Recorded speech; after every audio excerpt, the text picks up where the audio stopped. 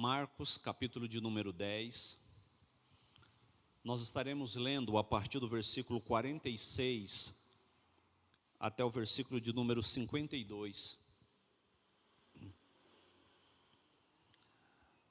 Assim está escrito: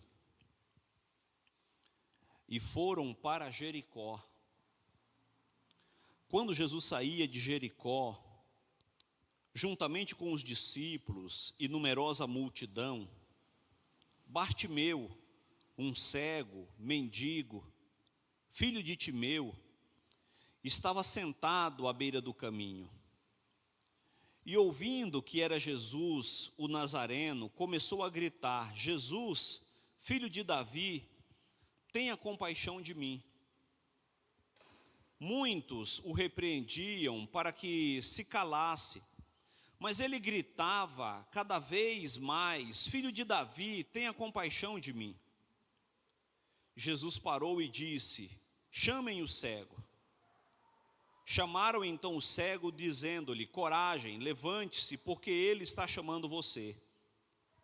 Atirando a capa para longe, o cego levantou-se de um salto e foi até onde estava Jesus, que lhe perguntou: O que você quer que eu lhe faça? O cego respondeu: Mestre, que eu possa ver de novo. Então Jesus lhe disse: Vá, a sua fé salvou você. E imediatamente passou a ver, e foi seguindo Jesus estrada fora. Amém. Louvado seja o nome do Senhor. O tema da nossa mensagem é uma trajetória das trevas para a luz. E aqui pode usar isso no duplo sentido. Uma trajetória das trevas para a luz, tanto do ponto de vista físico, quanto do ponto de vista espiritual. Porque esses dois problemas foram resolvidos por Jesus Cristo instantaneamente. A Bíblia apresenta algumas transformações da cidade de Jericó. Por exemplo, nos tempos de Jesus, essa cidade havia se tornado um centro de cobrança de impostos. Veja que Lucas, no capítulo 19, registra que ao Jesus, em uma das vezes que Jesus passa por esse caminho, ele encontra-se com um homem de pequena estatura, e o texto faz questão de pontuar esse detalhe, que era um homem baixo, por nome de Zaqueu, e que era um encobrador de imposto que atuava na cidade de Jericó.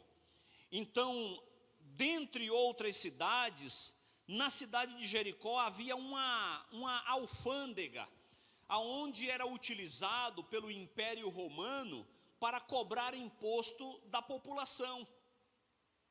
Outra coisa, essa cidade ficava localizada na estrada principal para quem saía da Galileia em direção à Judéia. Então, a Galileia, que era a região aonde Jesus residia, que ficava próximo ali às cidades de Cafarnaum, de Nazaré, quem morava naquela região, que ia para a Judéia, aonde ficava Jerusalém, a capital, a estrada principal, ou uma das principais estradas, passava na cidade de Jericó. E em Jericó, os viajantes, eles tinham a última oportunidade de abastecimento de provisões. Era também um local de reunião em que pequenos grupos se organizavam para seguir viagem. Provavelmente, irmãos, muitas pessoas pousavam a última noite antes de chegar em Jerusalém, em Jericó. Essa cidade ficava aproximadamente por volta de 30 quilômetros de Jerusalém. É muito possível que muitos viajantes dormiam em Jericó para que no dia seguinte seguisse viagem. Mas você diz: pô, pastor, mas 30 quilômetros, né? Eu já ia direto para Jerusalém. Não dava, irmão. Era geralmente 30 quilômetros que eles percorriam durante o dia, na sua caminhada diária. Então, provavelmente, muitos dormiam em Jericó, e ali eles se reuniam em grupos para saírem juntos para Jerusalém. É importante lembrar que naquele período havia muitas caravanas de salteadores. O próprio Evangelho de Lucas registra a parábola do bom samaritano, e na parábola diz que um viajante indo para a cidade de Jericó, ele foi apanhado por um grupo de salteadores e, roubando tudo que ele tinha, lhe deixou meio morto. Era muito comum acontecer isso. Então as pessoas se reuniam em um local e ali eles saíam em grupos, em caravanas, para minimizar o perigo, de serem assaltados por grupo de salteadores pelo caminho. Jesus estava percorrendo justamente esse caminho em direção a Jerusalém, porque era a festa da Páscoa, irmão. Alguns dias depois aconteceria a festa da Páscoa, e esses peregrinos estavam passando por Jericó em direção a Jerusalém, para celebrar esse momento festivo. Nessa mesma semana, Jesus ele seria preso, julgado, condenado e pregado na cruz. Aquela, então, era a última vez que Jesus passaria por Jericó. Foi a última vez que Jesus passou pela cidade de Jericó. Então, mesmo sem saber, era a última oportunidade que Bartimeu teria de se encontrar com Jesus. Ele não teria outra chance. Não haveria outra chance para ele. É por isso que eu costumo dizer que, em algum momento, irmãos, em algum domingo, nós vamos nos arrumar em direção ao culto pela última vez. Você já parou para prestar atenção nisso? Que em algum momento você vai se levantar em um domingo, se arrumar e vir para a igreja pela última vez? Em algum domingo desse vai ser o último. Nós nunca sabemos qual é. Eu não quero usar isso como apenas uma fonte de sentimentalismo, mas talvez seja esse. Talvez esse domingo, talvez hoje, foi o último domingo que nós nos arrumamos para vir ao culto. Não sabemos. É por isso que quando nós adentramos neste local, não podemos perder a oportunidade de nos encontrar com Cristo. Porque pode ser que outra oportunidade não teremos. Essa foi a última vez que Jesus passou pelaquele local. Bartimeu não teria outra oportunidade, meus irmãos. A festa da Páscoa era uma das 3 principais festas judaicas. E todos que morassem a uma distância de aproximadamente 30 quilômetros de Jerusalém, a partir dos 12 anos de idade, teriam que comparecer à festa, salvo exceções. Alguém que estava doente, alguém que já estava muito avançado em idade, algum outro problema, alguém que tinha acabado de casar, algo do tipo, essas pessoas eram liberadas que elas não fossem. Os que não podiam viajar, ficavam à beira do caminho, desejando boa viagem aos peregrinos. Por essa razão, Jericó tinha as suas ruas repletas de pessoas, estava apinhado de gente. Moradores, peregrinos, uns vindo, outros voltando. É muito comum, final de ano, alguém estar viajando e ao parar em determinada cidade, você não, dependendo do horário, você não encontra pousada. Porque tem muitos viajantes, tem muita gente fazendo a mesma coisa que você, ou indo ou voltando de alguma viagem. Certamente, muitas dessas pessoas estavam acompanhando atentamente Jesus, impressionada pelos seus ensinos. Outras curiosas acerca desse rabino que desafiava os grandes líderes religiosos da nação. Muitos o acompanhavam. muitos estavam seguindo Jesus Cristo, ouvindo as suas orientações, porque era uma maneira que eles utilizavam. À medida que iam caminhando, eles iam ouvindo os ensinamentos de um mestre. Era no meio dessa multidão mista, Jesus passando, gente, um indo, outro voltando, que Bartimeu se encontrava. Era numa situação como essa, pois esses momentos também eram uma oportunidade para quem mendigava conseguir uma esmola. Vejamos alguns detalhes da vida desse moço e o que podemos aprender com esse acontecimento. Primeira coisa, precisamos buscar a Jesus, mesmo quando não temos estímulo para isso. Às vezes o cenário que está colocado, irmãos, não é um cenário estimulante. E para Bartimeu, o cenário era esse. Estava à beira do caminho, irmão, ali Bartimeu se encontrava com a finalidade de receber alguma coisa, de receber um dinheiro, conseguir de alguma maneira ser socorrido diante de uma situação precária que ele enfrentava.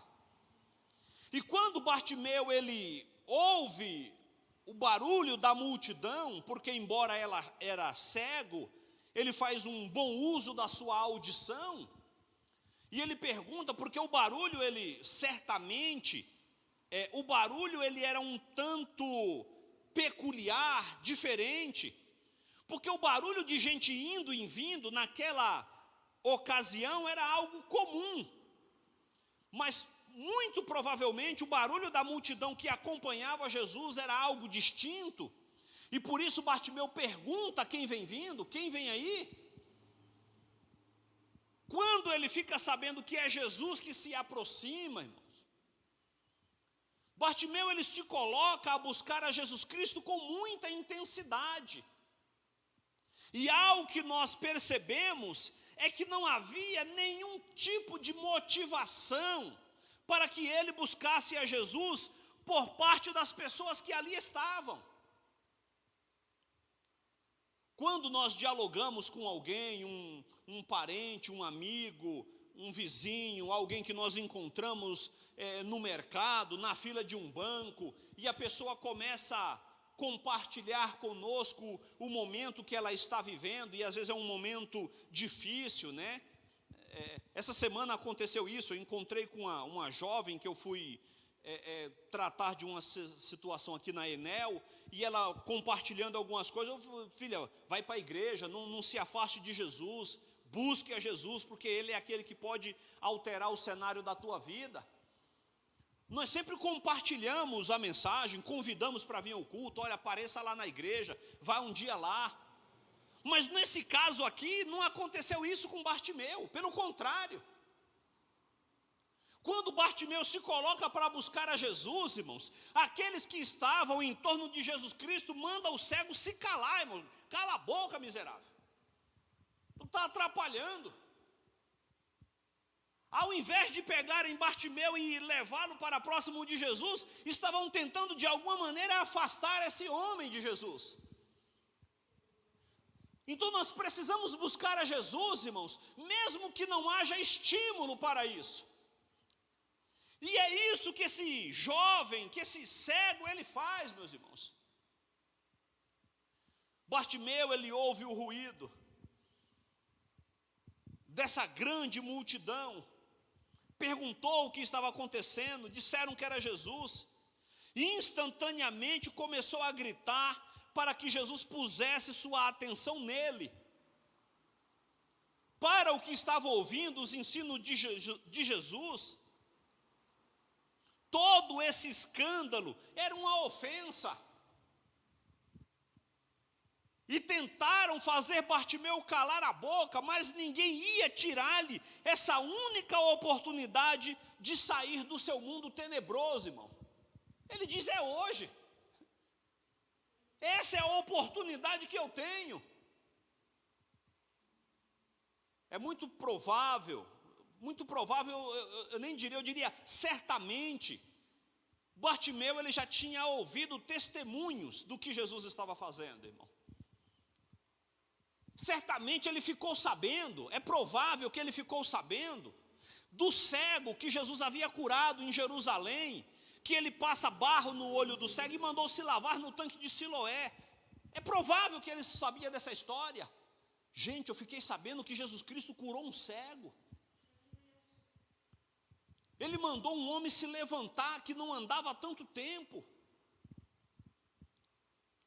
Ele realizou muitos outros milagres. É a minha oportunidade de também sair das trevas. É claro que a sua perspectiva era sair de umas trevas físicas.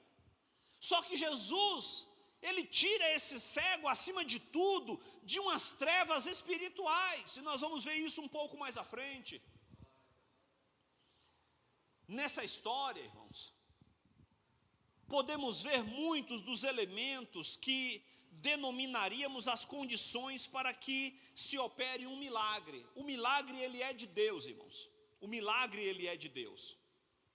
No entanto, nós, com o nosso comportamento, com a nossa maneira de nos aproximar de Jesus, é como se nós, de alguma forma, preparássemos o terreno para que isso acontecesse. Irmão, pare para pensar. Se esse cego não dissesse nada quando Jesus passa, o que teria acontecido com ele? Ou se no primeiro clamor, porque veja, quando o cego começa a gritar, irmão, Jesus não dá nem atenção inicialmente para ele. E se ele desiste?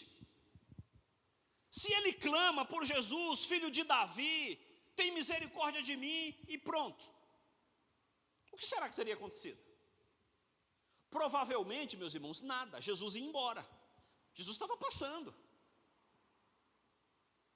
Se aquele cego não clama, meus irmãos, ele não teria sido curado. E não é apenas clama, se ele não fosse persistente no seu clamor, irmão, Jesus teria ido embora, meus irmãos. Então, o que acontece? O comportamento de Bartimeu é o que nós diríamos que são as condições necessárias para que um milagre se opere. Não é que nós realizamos o milagre, irmão, nós não temos condições de nada. Nós não temos condições de fazer milagre de coisa nenhuma. Mas a maneira como nós nos aproximamos de Jesus é o diferencial para que algo aconteça ou não em nossas vidas. A Bíblia nos diz, irmãos, que Eucana e Ana, eles iam anualmente oferecer o sacrifício na cidade de Siló. E Ana era estéril desde sempre.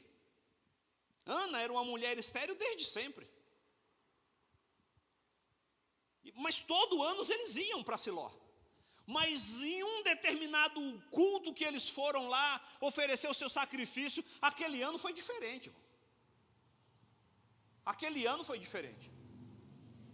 As condições em que Ana entrou na presença de Deus aquele dia foi totalmente diferente de todas as outras que ela havia adentrado.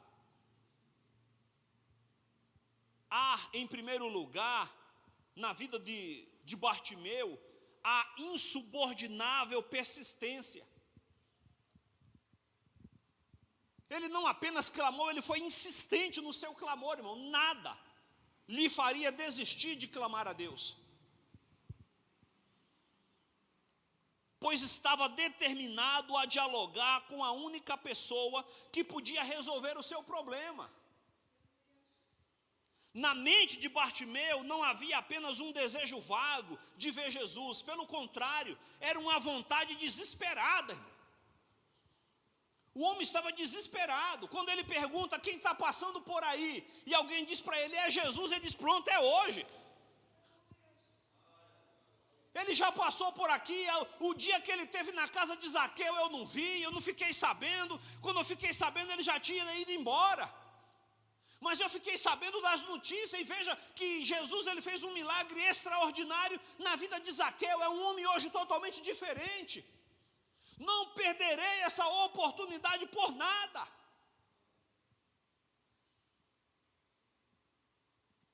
A vontade de Bartimeu encontrar-se com Jesus era algo desesperado. Era e é esse desespero insaciável o que pode conseguir com que certas coisas aconteçam, meus irmãos. Outra coisa, sua resposta ao chamado de Jesus, irmãos. A maneira como ele responde ao chamado de Jesus Cristo.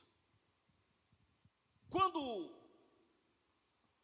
inicialmente as pessoas tentam impedir Bartimeu de continuar clamando e ele persiste, e Jesus para e diz: chame ele, manda que ele venha.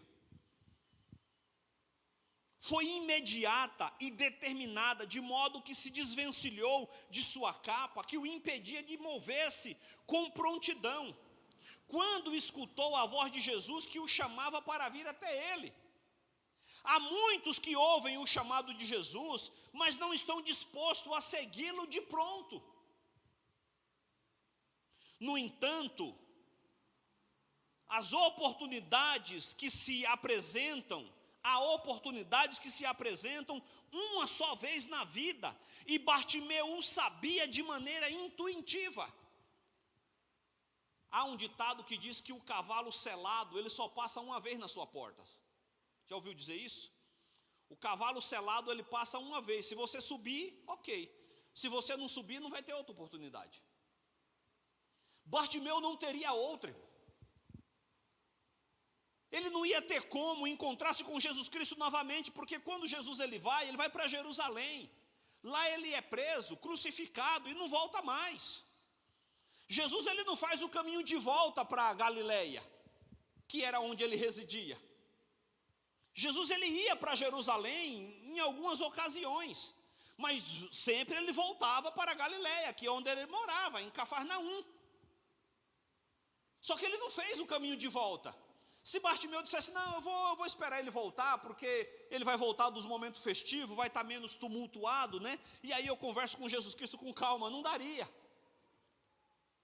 Não, eu vou esperar para o próximo culto, na próxima ceia eu faço.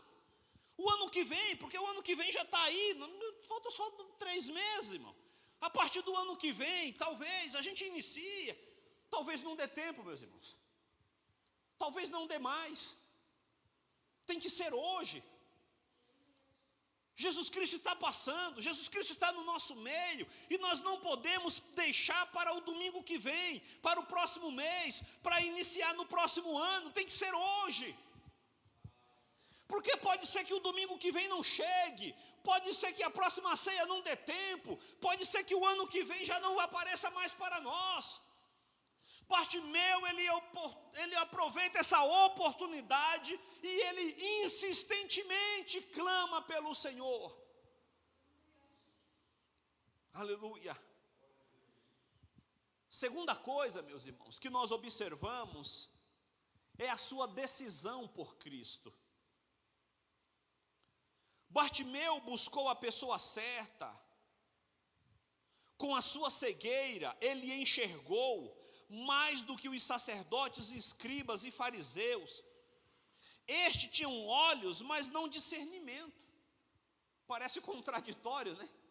Que Bartimeu, sendo cego, enxergava mais do que a classe religiosa da época, porque ele conseguiu ver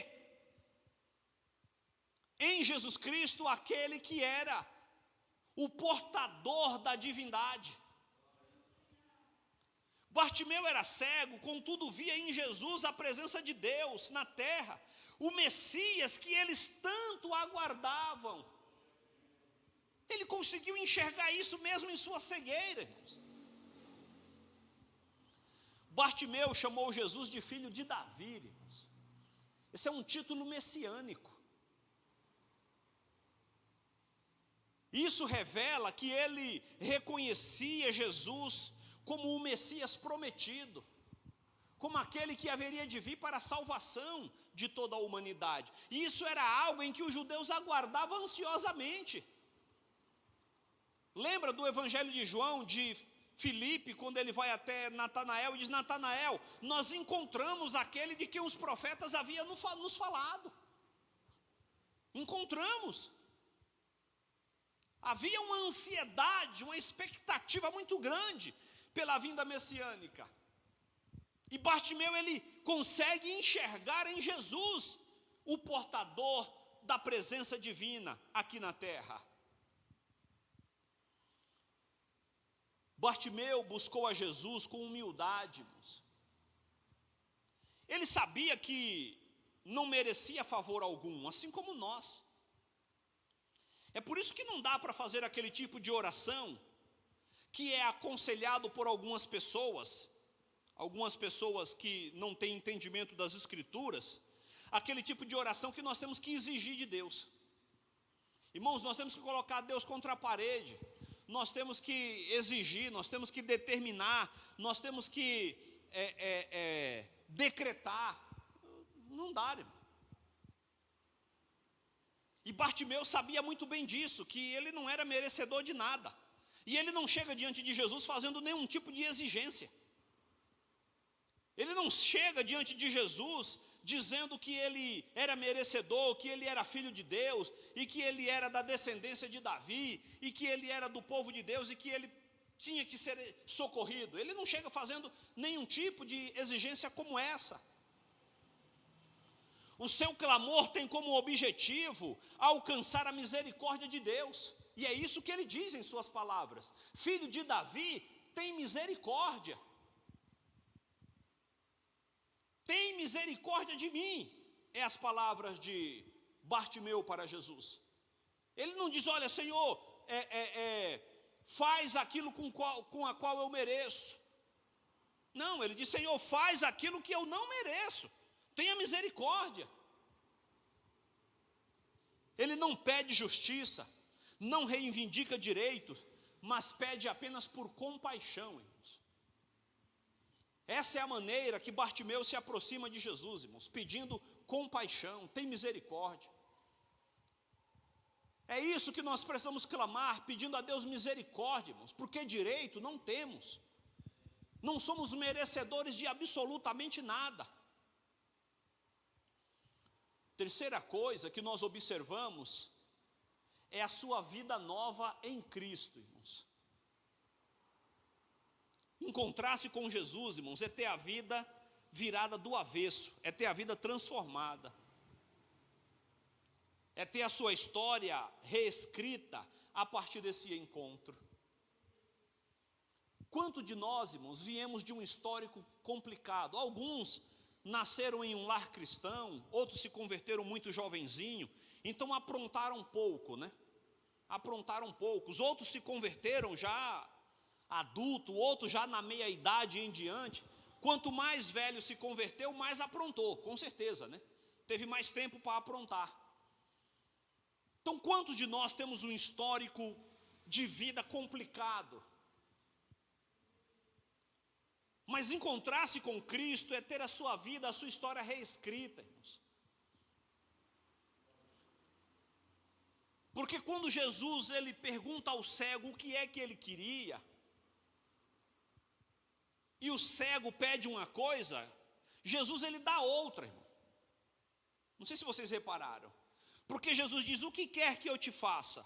Aí o cego diz: Senhor, que eu torne a ver. E aí Jesus responde para ele: vai, porque a tua fé te salvou. Ele pede cura e Jesus dá salvação para ele. Ele falou: Senhor, eu quero tornar a ver. Jesus diz: vai, porque a tua fé salvou você. Aí o texto diz: e imediatamente ele passou a ver. Primeiro Jesus salvou aquele homem, depois Jesus curou ele da sua cegueira. A cura da cegueira foi bônus. Olha, eu vou salvar você e de bônus eu vou te curar. Essa mesma expressão ela é usada em Mateus 22, na cura da mulher hemorrágica. Quando ela toca em Jesus, Deus diz para ela: vai, que a tua fé te salvou. O texto diz: e imediatamente o seu sangramento parou. A mesma coisa é utilizada com os 10 leprosos. Quando um dos leprosos volta, Jesus diz para ele: vai, que a tua fé te salvou. A mesma coisa é dito no Evangelho de Marcos, no capítulo de número 2, com aquele homem que é descido pelo telhado sobre a presença de Jesus. Jesus olha para aquele homem e diz: vai embora, porque a tua fé te salvou. O texto diz depois Jesus diz para ele: para que vocês saibam que o Filho do Homem tem poder para salvar, levanta e anda. Nós vemos diversos exemplos que Jesus ele se antecipa com a salvação para depois apresentar a cura, meus irmãos. Por quê? Porque ser salvo é melhor do que ser curado, meus irmãos. Aleluia! E em algumas ocasiões Jesus ele salva, e em sequência ele cura também. Ele diz: olha, além de salvar, eu vou curar. E é o que acontece com Bartimeu: a tua fé te salvou, meu jovem. Aleluia! O texto diz que imediatamente aquele jovem passou a enxergar, irmãos. Louvado seja o nome do Senhor. Que maravilha! Encontrar-se com Jesus é ter a vida transformada. Encontrar Jesus na sua caminhada, meus amados, é ter a sua história reescrita. Vai ser tudo mudado, vai ser diferente a partir de agora, porque Jesus é quem tem poder para transformar, quem tem poder para curar, quem tem poder, meu querido, para fazer com que tudo seja diferente a partir desse encontro. Aleluia! Jesus, ele diagnosticou uma doença mais grave e mais urgente do que a cegueira na vida desse moço. Não apenas seus olhos estavam em trevas, mas também a sua alma, meus irmãos. Ele foi buscar a cura para os seus olhos e encontrou salvação, meus irmãos. Que maravilha! Se não bastasse o privilégio da salvação, como bônus, Bartimeu também foi curado da sua cegueira. Jesus, ele não apenas perdoa pecado e salva a alma, mas também cura e restaura o corpo, irmão. Bartimeu teve os seus olhos abertos, ele demonstrou gratidão e prova de conversão. Bartimeu não apenas queria a bênção, mas sobretudo ele queria o abençoador, irmãos. O texto diz que a partir da sua cura, Bartimeu ele seguia Jesus estrada fora.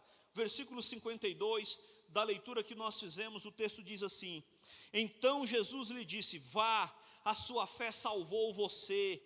E imediatamente passou a ver e foi seguindo Jesus estrada afora. Para onde você vai, Jesus? Eu estou indo para Jerusalém, eu também irei. Estamos juntos. A partir de hoje eu não abandono mais o Senhor por nada. O texto diz que Bartimeu ele queria não apenas a cura, ele queria acima de tudo Jesus. Ele passou a seguir Jesus Cristo caminho afora. O texto não fala mais sobre Bartimeu. Essa é a única passagem bíblica que Bartimeu ele é mencionado. Mas é possível que Bartimeu ele estivesse com Jesus Cristo, visualizando todo aquele cenário. É possível que ele estava em Jerusalém durante o período da crucificação e que se tornou um verdadeiro seguidor de Cristo fiel. Para concluir, Jesus ele passou por Jericó e passa também pela nossa vida, cruzando as avenidas da nossa existência. Diante dessa realidade, nós temos duas opções. Jesus ele passou por Jericó e também passa pelas nossas vidas. E diante dessa realidade, nós temos duas opções. Quais são? Clamar pelo seu nome, como fez Bartimeu, ou perder a oportunidade de ter um encontro pessoal com aquele que não apenas cura a enfermidade física, mas sobretudo nos liberta de todo o pecado. Nós temos duas oportunidades, meus irmãos. Há duas opções para se escolher. O jovem rico, ele optou pelo dinheiro e deu as costas para Jesus. Para aquele homem, para aquele jovem, o dinheiro era mais importante do que Jesus Cristo. E Jesus diz que um homem naquelas condições não entra no reino dos céus. Quando ele diz que é mais fácil passar por um camelo passar por um buraco da agulha do que um homem daquele entrar no reino do céu, o que ele está dizendo é impossível. Porque pode um camelo passar por um buraco da agulha? Não. Então ele diz, é impossível um homem como esse entrar no reino dos céus. No entanto, Bartimeu e outros optaram por Jesus, irmãos. Fizeram a escolha por Jesus Cristo. Essa é a oportunidade que Jesus Cristo nos oferece. Jesus Cristo, ele passa pelas avenidas das nossas vidas. E o que nós temos que fazer diante dessa realidade é começar a clamar por Ele e pedir para que Ele tenha misericórdia das nossas vidas. Que Deus nos ajude, meus. Deus abençoe a todos. Glória a Deus.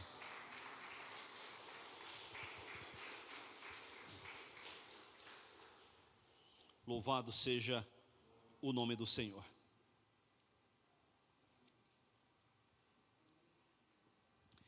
Essa semana, nós estamos caminhando já para a nossa parte final.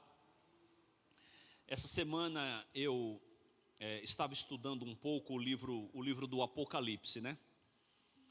Talvez em alguns dias aí, daqui a algumas semanas eu posso estar trazendo uma mensagem aí. Porque eu fui muito tocado, né? Sobretudo na sexta, né?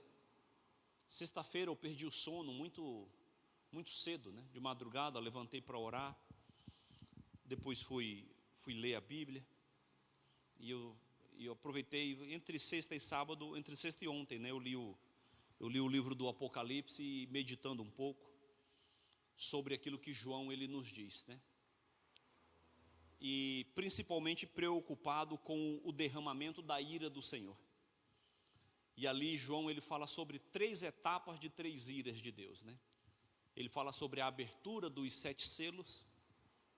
Na abertura dos 7 selos, e ali cada selo que vai se abrindo, um juízo de Deus vai acontecendo.